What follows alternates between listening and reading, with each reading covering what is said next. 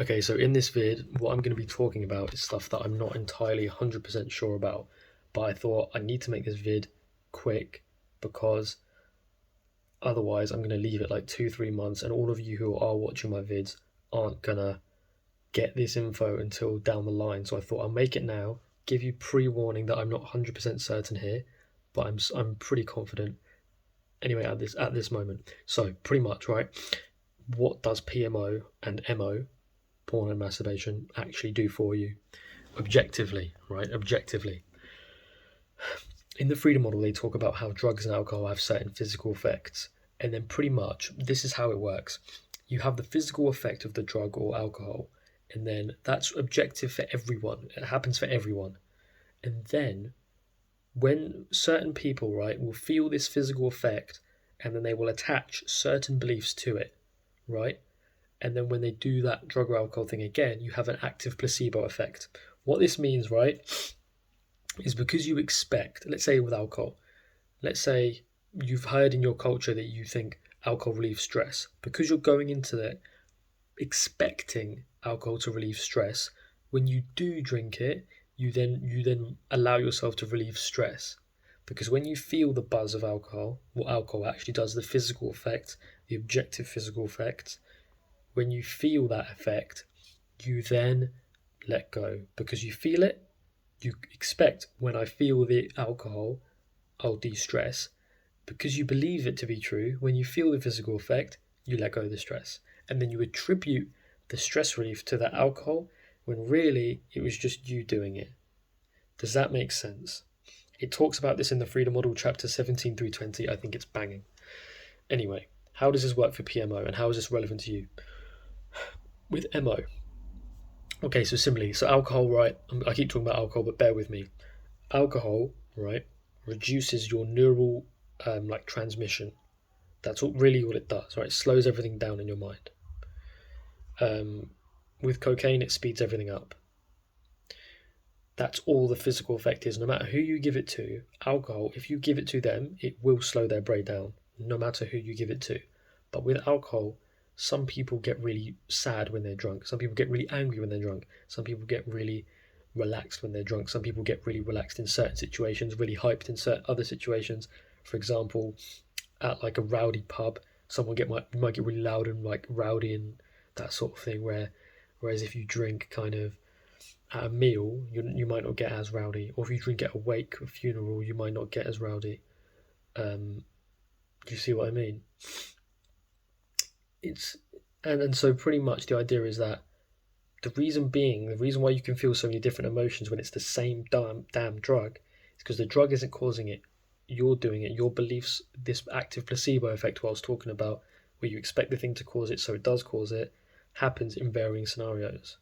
Okay, and there's also a lot of set and setting effects that aren't due to the drug, which you feel when you're drinking. Say you're drinking in a pub, you feel really hyped. You think the hype is due to the booze, when really the hype is due to the set and setting. Do you get it? So now every time you drink, you believe, oh, alcohol makes me really hype, but it isn't the alcohol doing it. It never was. It was just the environment. With PMO, what does PMO actually do? PMO is just content, right? At the end of the day, it's no different to this video you're watching now. It's just content of a sexual nature. You then have to interpret it in order for it to feel pleasure. Do you get it?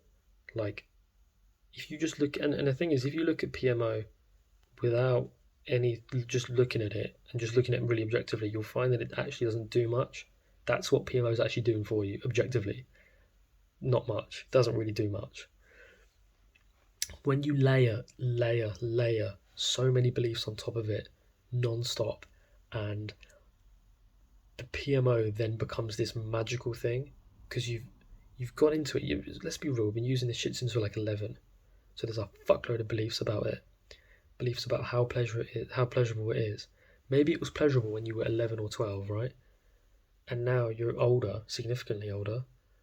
You still hold that belief, and therefore the expectancy response is still there. When you open up the tabs, you're like, this is going to be good, this is going to be good, this is going to be good. You believe it because you believe in the evolutionary wiring.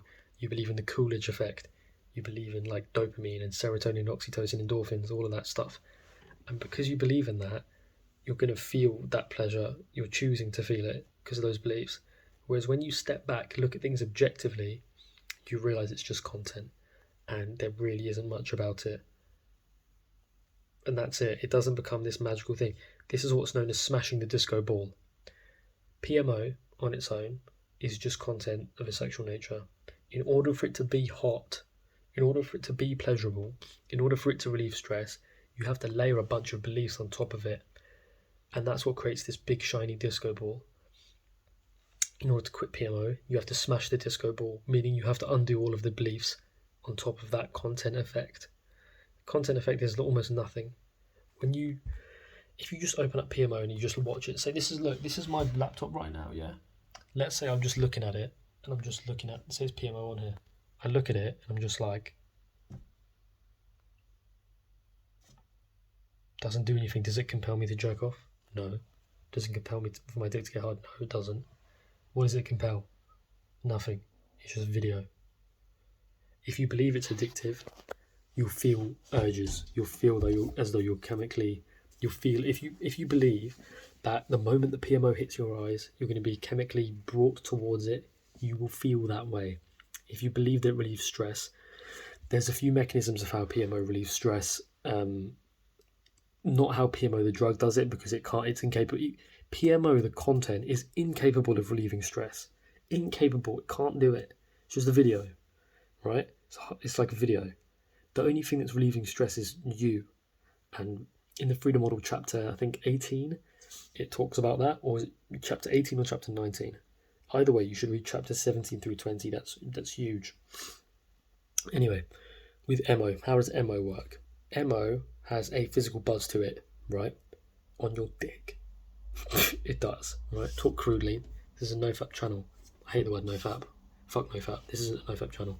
Fuck nofap. This is a Freedom Model channel at the moment. MO has a physical buzz to it. When you feel that physical buzz, those beliefs that you have about MO are going to become activated in the same way as, like, let me think. Let's say you drink Coca-Cola. Now, we know Coca-Cola is bad for us, right? We know it is. What's that there? Let's say when people didn't know that Coca-Cola is bad for you, they were just drinking it and they wouldn't feel bad about drinking Coca-Cola. Now that we know it's bad for us, we drink it and we're like, this tastes nice, but the nice tasting of the Coke makes us think, I'm not going to have that much of this. I'm not going to drink as much as, I'm going to keep it at one can, because I know I'll be happier if I have that. I won't drink more than that. I don't drink Coke, I think it's fucking grim, but that's another story. Do you see what I mean? The physical effect makes us think certain things because we believe certain things before we felt it. It's hard to get your head around. Pretty much how it goes is, the step number one is you believe certain things about the substance that you think the substance causes certain things within you, right? You think PMO causes stress relief. Let's say MO, masturbation, causes stress relief. Because you believe that, when you masturbate and you feel the physical pleasure, now you let yourself relieve your stress. Here's the thing, the MO didn't relieve the stress, you did. You have no need for the useless tool. You can just let yourself be relieved of stress. You feel that you have the beliefs, you feel the physical buzz, the real physical effect that happens to everyone, and therefore X, Y, Z belief, the belief that you believed in before feeling the physical buzz, that feeling you then feel. It's active placebo effect. Active because the placebo effect happens when you feel something, the real physical effect. Once you realise that, it becomes a lot clearer. You can kind of think, okay, well, how many beliefs do I have stacked upon this physical buzz? How big is my disco ball? How many beliefs do I have? To what degree do I believe them? And you can go on this systematic process of thinking, is it relieving stress? No, it's due to the active placebo. And to be fair, you want to read chapters 17 through 20 because that goes into a lot more depth I'm kind of bastardizing it right now because it's just a small vid, but you see what I mean. Again, this is, I'm not like 1,000,000% as to why, as to this being true, but pretty sure it's true. I just wanted to release this quick because if I release it 3 months down the road, I know a lot of you guys that are watching are gonna think, "Fuck, why didn't he just release this sooner?" Do you see what I'm saying? I'm in a bit of a dilemma where I want to get content out to help people, but at the same time, I don't want to release too soon in case I'm wrong. So I'm pretty sure this is how this works, though. And read the freedom model; you will not regret it. It's linked in the description below. You can get it for free. You don't have to pay. On their website, if you use the code Freedom100, you'll get it completely for free. So yeah, that's it.